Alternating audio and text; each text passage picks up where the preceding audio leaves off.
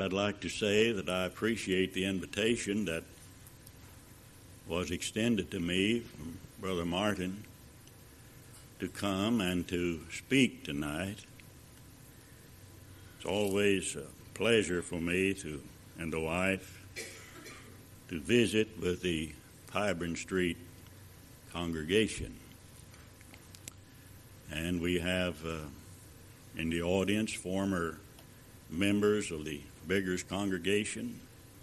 It's good to see them. Parishes and Huffstutler, Brother Ed's barber and his wife, and perhaps others that I've overlooked. My wife always tells me that don't start calling names because you're going to get in trouble. I've got a little throat problem. See Brother Rogers over here. It's good to see him. Got a little throat problem, and that's why I have this water. Sometimes I preach a sermon on what God has done with water, and it's amazing what water will do. It helps a throat sometimes when you're a speaker. I notice on television that these fellows that are running for the presidency and Congress and all of that, they sometimes have a cup of water with them. I told someone tonight I want some water because I have some things that I want to say and I want you to hear it. If I didn't want you to hear what I had to say, why, there wouldn't be much business from me being up here. I'm going to get over my stage fright here in a little while. I preach over at Biggers, and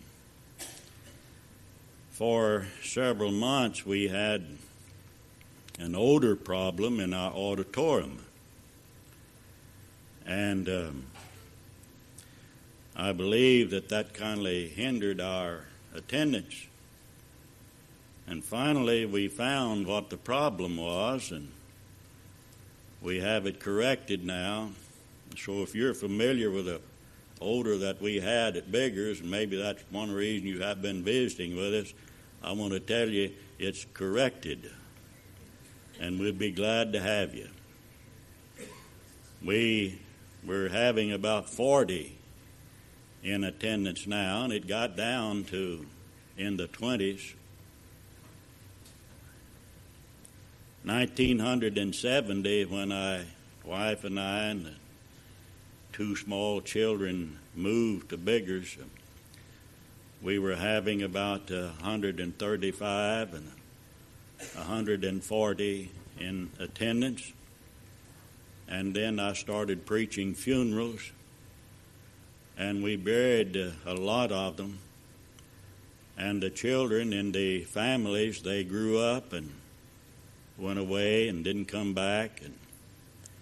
And that is a problem with a lot of rural congregations in our present day. And as I look out over this audience tonight, I see mostly gray-headed people and not a lot of young people, young families. I was speaking to and with a preacher over the telephone, lives in Kentucky, and he told me, he said, and some of you know where that congregation is, and he said, when I came here the second time, they were down in the 20s in attendance. And it's a large auditorium. He said we didn't have any young people at all. And he said, however, we've got it up now to about 70. And seemingly we're having problems in the conservative congregations with trying to get the young people and young families to really be interested in the work. And so that's something, I guess, that we all have to take under consideration. But I'm grateful that you're here tonight, and I want to talk about some things that I'm confident maybe will be very familiar to the most of you. Some of the greatest preachers in the brotherhood have spoken to the Pyburn Street congregation. And some of the greatest men in the brotherhood have worked here with the congregation at Pyburn Street. And the membership of the Pyburn Street congregation, in my opinion, has done more for Randolph County and northeast Arkansas than many, many congregations that might be named. And we appreciate all of the work that you have done and all of the work, of course, that you are now doing. Brother Martin informs me that you are active in Bible correspondence courses. Hundreds of them, students, are in those, taking those courses, and he tells me that the membership of the congregation is working diligently with those correspondence courses. Sometimes when people in the community where local churches are located, people seemingly on various times they become disinterested in the gospel, and then the congregation can venture out into other fields such as Bible correspondence courses and what have you, and do a work there that local people, many of them, are not familiar with what work is being done. And so you are active in this work, and I'm sure that the Lord is mindful of that, and you will be awarded for the effort that you're engaged in along that line. Well, I want to get started on what I wanted to say. I want to read from Paul's writings to the Romans in chapter 15 and verse 4. It reads, "For whatsoever things were written aforetime were written for our learning, that through patience and through comfort of the Scriptures we might have hope." The things that were written before time were written for our learning. You know, we live in a time in the history of the human race when God is dealing with His people in written documents, written form. But we would recognize that these writings that we have access to, first, we have access to the writings of Moses, wrote the first 5 books of the Old Testament. But Moses goes way back, some 2,500 years before he lived in this world. And he tells us some things that are very interesting, very important. And as Paul says, these things were written for our learning. One comes to this side of Abraham, and we have a pretty good knowledge of what took place back to Abraham in secular history. But one goes back beyond the days of Abraham, and there isn't very much information. Maybe a little, isolated areas in the world where some information has been excavated by men who are interested in that kind of work. But we know very little about the affairs of this world dating back beyond the days of Abraham. But we know that Moses wrote about the beginning of everything. In the beginning, God created the heavens and the earth. And we understand by his writings that, and we come to Exodus chapter 20 and verse 11, he says that in 6 days God made the heavens and the earth and all things that are therein, and he rested on the seventh. Now, of course, I'm fully aware that we have some intellectuals throughout the world that disagree with that. They don't believe what Moses said, that in 6 days God made everything that had been made. But who are we going to believe? You know, the Bible teaches us that we are to walk by faith and not by sight. And faith comes by hearing the Word of God. And when God says through Moses that in 6 days that he made the heavens and the earth and all things therein, being a man of faith, I believe that. Do you believe it? Are your children being taught that in school? Will they believe that? Will they believe the doctrine and the teachings of the intellectuals, the modernists who deny the Bible? Or will they be children of faith and walk by faith? Well, we would understand then that we live and we function as Christians by complying to the things that have been written beforehand. Of course, all things that are found within the pages of the Bible were written before we ever came to this world. And so we can apply the entirety of the statement here of the Apostle Paul, and we believe, however, that he had reference to the Old Testament Scriptures. But we believe that we can include Paul's writings. He wrote before we ever came into this world. And so the things that were written beforehand, and that would include all of the Bible as far as we're concerned, were written for our learning. Written for our learning.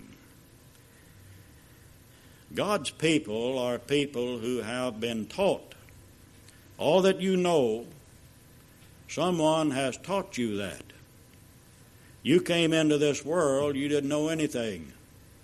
Or you had some kind of a natural ability that God had in-housed in you to recognize that you were to eat and things like and unto that.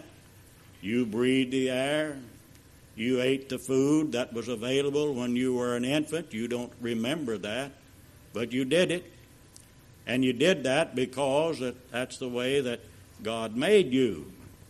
And then as you grew and you grew, you began to look into your parents' eyes, especially your mother. You began to recognize her, and then you began to listen to your mother. Maybe she sang songs to you, you know. And she'd talk to you about your eating and how wonderful that you were.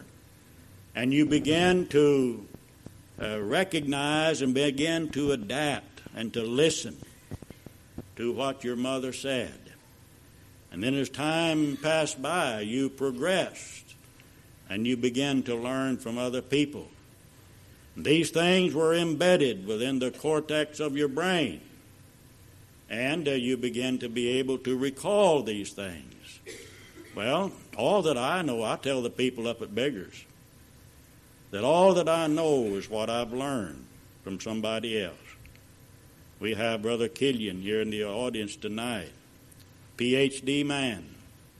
And you just think about all of the students that he's influenced during all of these years, that he's been involved in teaching, and we appreciate all that he's done.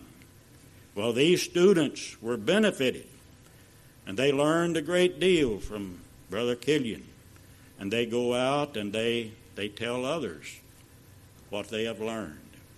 Well, Jesus understood man, and so he said to his disciples, "Go ye therefore, teach or make disciples of all of the nations, baptizing them into the name of the Father and the Son and the Holy Spirit, teaching them to observe all things whatsoever I've commanded you.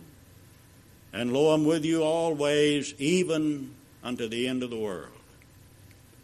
Paul said to Timothy, the things that thou hast learned, you teach that to other men, that they may go out and teach others also. Christianity is a teaching religion, and nobody who claims to be a Christian should grow tired of learning. Life is spent in a learning effort. You should never grow tired of trying to learn something new.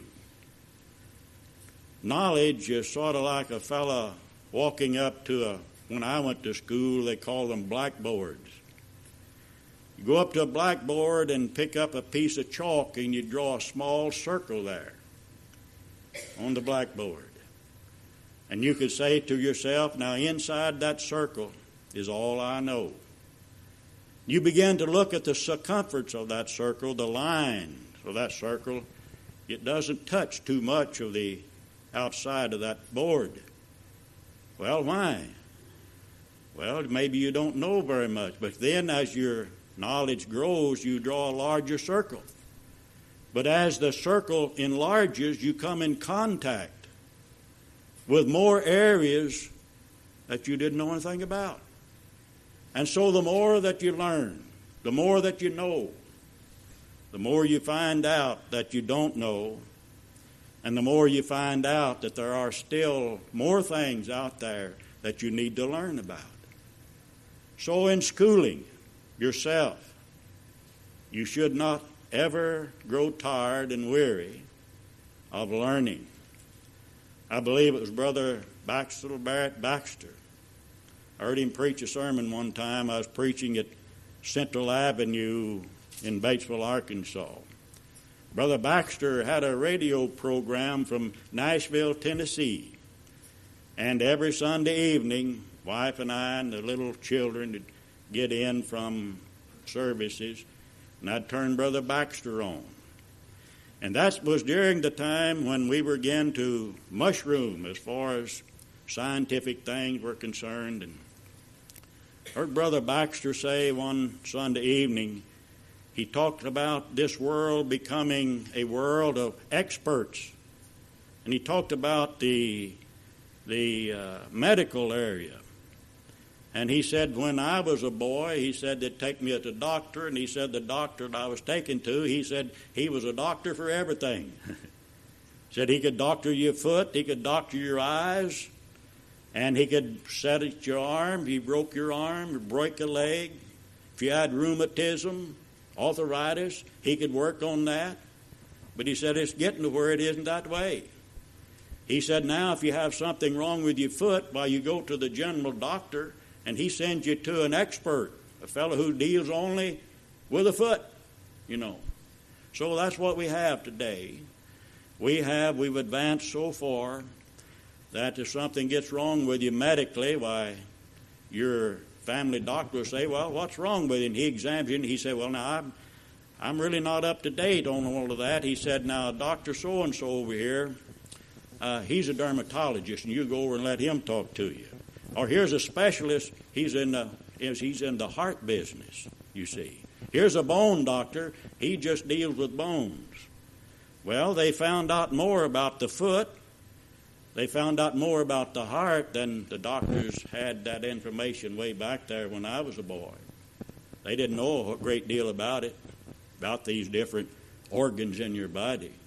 But now then, these experts, they know about all of it. And they can go into your heart and they can work on it. They go into your brain and work on it. And so knowledge is continually becoming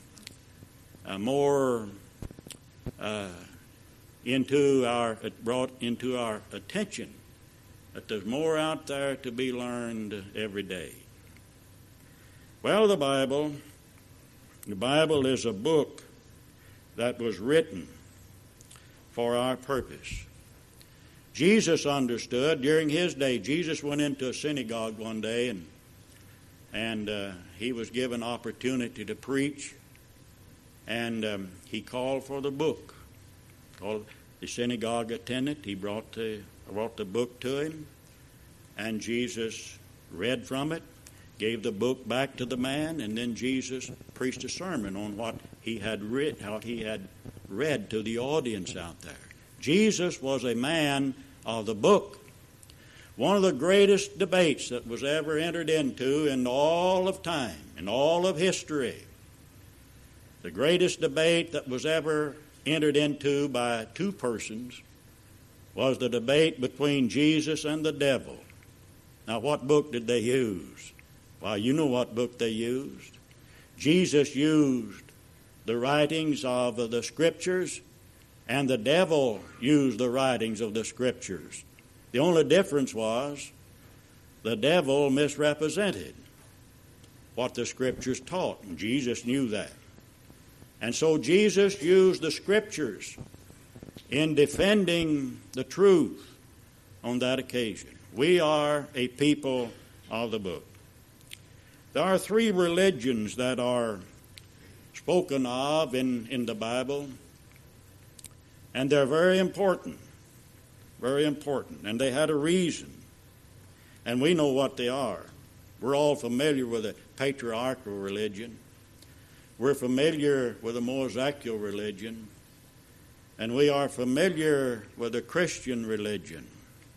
Alexander Campbell said that the patriarchal religion was the starlight age. He said the Mosaical religion was the moonlight age. And he said that the Christian religion is the sunlight age. We're living in high noon now. We're living in high noon. The sun is over our heads, and the light of heaven is shining down upon us because the light from heaven has come. John the Apostle wrote that Jesus was the light of men. And so these religions that we read about in the Bible, the first one, the patriarchal age. And that's the only three religions that are mentioned. However, there are many religions in the world today, thousands of them, new ones popping up all the time. Here in Pocahontas, Arkansas, just about every 6 months or so, there's a new church started up. You go down the road and here's a new sign out here before a building naming a new church. I never heard of it in my life. It's not in the Bible, but they just make a new religion. Then you get out of the country and you go overseas, and there's all kinds of religions, all kinds of religions. I'm sure there are thousands of them. And I'm sure there are religions out there that I've never heard of. And I'm sure that they teach things that I've never heard of in all of my life. But I'm not too much interested in that. Because these religions that I can read about in the Bible are the ones that I'm interested in. And these religions are the one that you and all of our friends and kinsmen, neighbors, and citizens in this country, and people throughout the world should be interested in it. God wants this book distributed throughout the world. He'd like to have it in the home of every person throughout the world. This is the book that has done more for humanity than any other book that has ever come off of the press.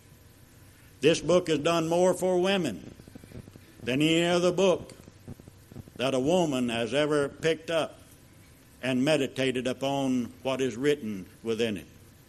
This book has done more for men than any other book that has ever been written. The things that were written beforehand were written for our learning, for our admonition. It tells us how to live. God, in the long ago, He created man from the dust of the ground, and He breathed into his nostrils a breath of life. Man became a living soul. Man didn't start out here as a microorganism, a one-celled thing, and then evolved over millions of years and finally became a man. That is one of the most ridiculous theories that anyone can meditate upon. First of all, it's a lie. And second, it cannot be proven. And it has never been proven and never will be proven that that is the case. The Bible tells us how we came into existence. And it tells us where a man or a woman came from. We learned that God brought a sleep upon Adam. And that was the first surgery that was ever performed in this world. Was when God took a rib from Adam's side and he made woman. And you know, he made woman and man mature. These fellows that talk about evolution and all of that, I'm confident, I'm just as sure as I possibly can be, that when God breathed into the nostrils of Adam and he became a living soul, that if some of these fellows would have one of those machines that they have today that you can hover over a rock and the fellow says, now this rock is 10 billion years old. I'm confident that if fellow had one when Adam was created, and he had been created about 5 minutes, that if that machine would have been put over Adam, why, he would have said, Adam, you're about 25 or 30 years old. Now, why would that be the case? Because Adam was created mature. He had whiskers, I'm confident. And I'm confident that he didn't have any baby teeth. His teeth were mature teeth. And he was a grown man. And I'm confident that when he created Mother Eve and presented her in all of her beauty and finery, she was the climax of all of the creation that God had entered into. I'm confident that she was a mature woman.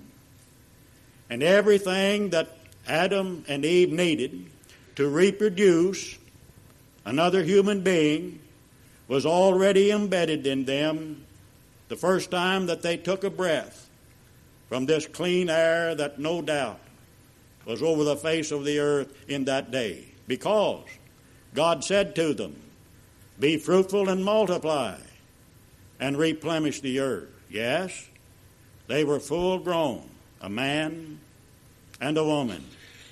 And those oak trees that were standing out there, they didn't sprout up from an acorn. God spake, the oak tree came forth, full grown. And I'm confident that there were annual rains in that tree. And if a fellow had a chainsaw on that occasion and would have cut down the tree, he could have counted, no doubt, how many rains? Perhaps 75 or 100. Annual rains. Why? Because God created them with the appearance of age. And one cannot read the Bible without believing that that is the case. So, God has revealed these things to us because we need that information. These three religions are the religions that man should be most interested in. There were governments during that day. These religions, that patriarchal religion, it was a government that was housed in law that would govern humanity as man stepped out and began to live and to multiply upon the face of the earth.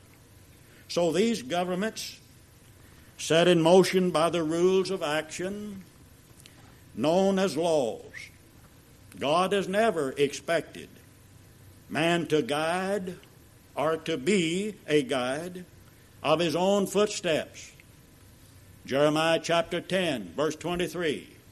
God understood, and Jeremiah spake that information, that it is not within man that walketh to direct his steps. Every step that man has taken on the face of this earth, that step has been guided by a law which comes from God. There are two sets of laws in this world. First, there's natural law. And man is governed by natural law. If you do not abide by natural law, you're going to wake up some morning and you won't be here. You'll be somewhere else. But somebody will be taking your body to the cemetery. McNabbs will come and get you when you begin to ignore natural law. But there's another law that individuals are subject to, and it is this law which comes from God, the spiritual law. And this is a law that also has governed man from the days of creation. God said to Adam and Eve, now listen, you can eat of every fruit in this garden, save one. Now isn't that a law? Wasn't that a law that bound them? And then when they ignored that law which God had spoken to them, they found themselves in trouble. And so these governments, these religions, are systems of laws that God has given to humanity. And God understands that man needs to be guided along life's pathway. God made man, and he knows man's limitations. But the modernists say that man made God. I remember reading several years ago, this fellow was writing, and he said, now, before Abraham, he said humanity was involved in polytheism. They had a lot of gods. But when Abraham was born, why, humanity had evolved so much in their thinking and intellect that Abraham began to believe in monotheism, one God. And this is where the Jews got their God, was from Abraham, you see. Well, that's the modernistic idea about matters of religion. But we don't believe that. There was one God in the beginning, and then when man began to ignore the spiritual laws of God, he departed from the one true and the living God. And God let him go, and man then became one who believed in numerous gods. And he built idols, altars, to worship numerous gods.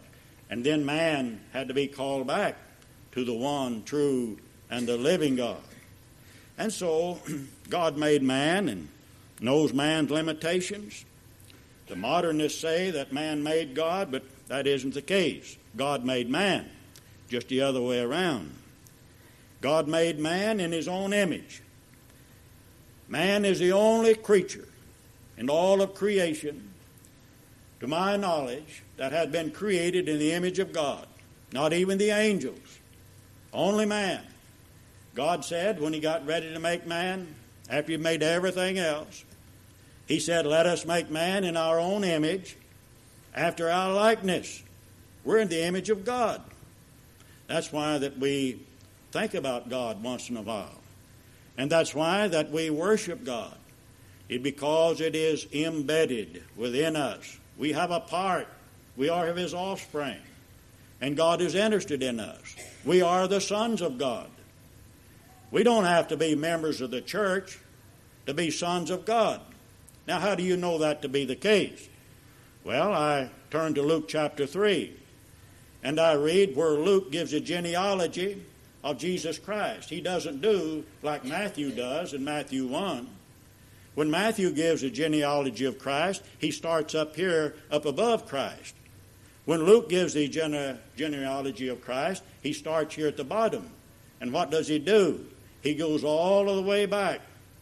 He doesn't stop with Abraham, but he just keeps going. And finally he gets to Adam. And then he said about Adam, the Son of God. Adam was the Son of God because he was an offspring of God. And like two preachers were saying one time, one preacher said to the other preacher, he said, it's good to see you today, brother. Another preacher standing over here, and this person that he spoke to left, and this brother over here said, he's not our brother. He's not a member of the church. Well, he said, if I missed him in the Lord, I hit him in Adam. Yes, we are brothers because we're all descendants of one man.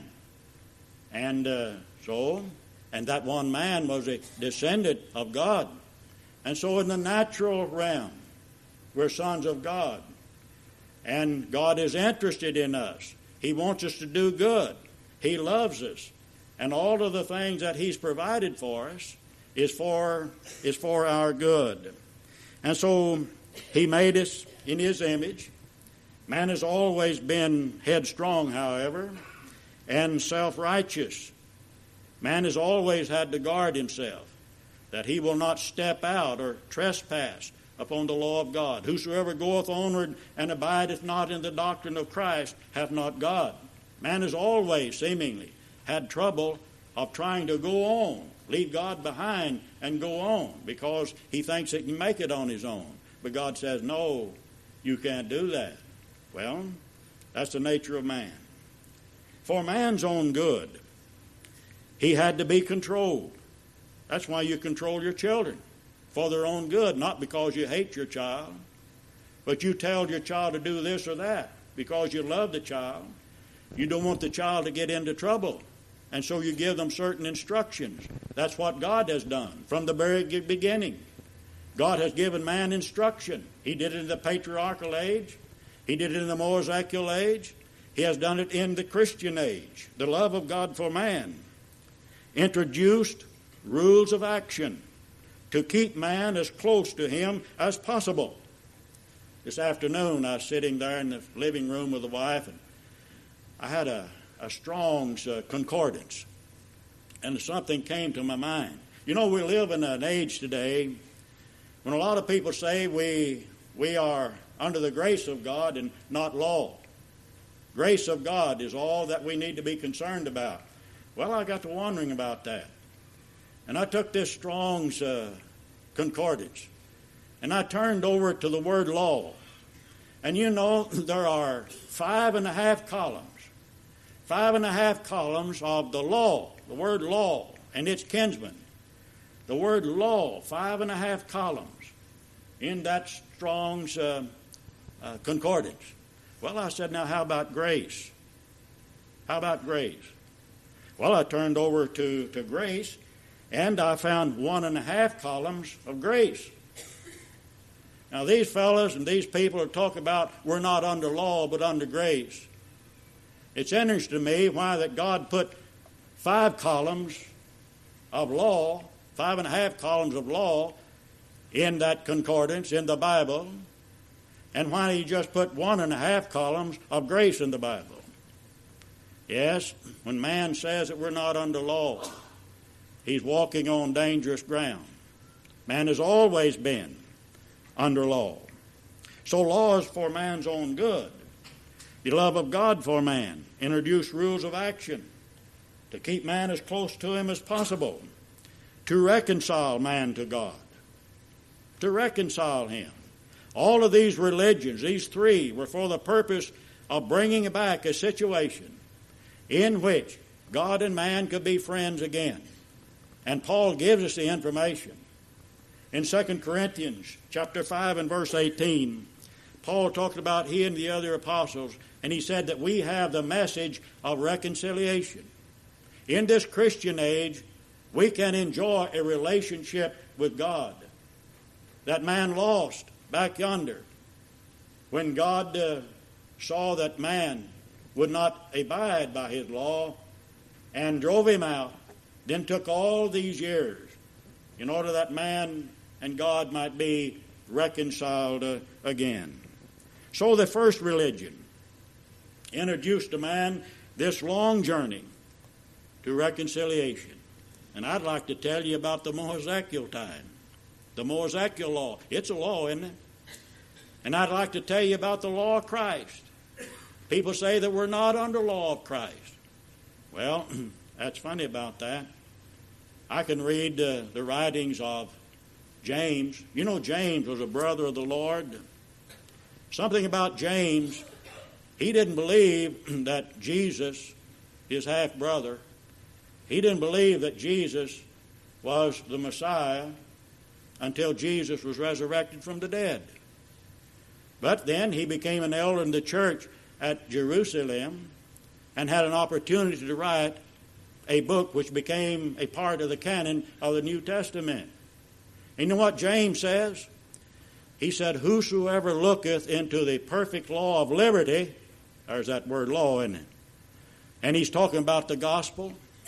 And this gospel came from Jesus Christ. And so this gospel of Jesus Christ, James refers to as the perfect law of liberty. It's a perfect situation. The patriarchal system, the patriarchal law wasn't perfect. The Mosaical law wasn't perfect. But the gospel law is perfect.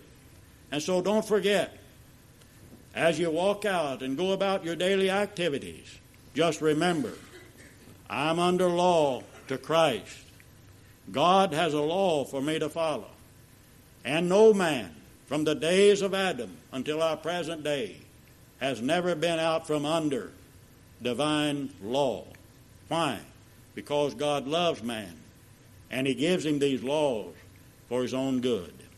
Now the law of Christ says for you tonight, if you're not a Christian, to believe that Jesus Christ is the Son of God, repent of your sins, confess the name of Christ before men, and to be buried with him in the waters of baptism unto or for the remission of your sins, that you might rise up to walk in newness of life. That's the law of Christ for the alien sinner. Will you come tonight and obey that? While together we stand and sing, we ask you to come.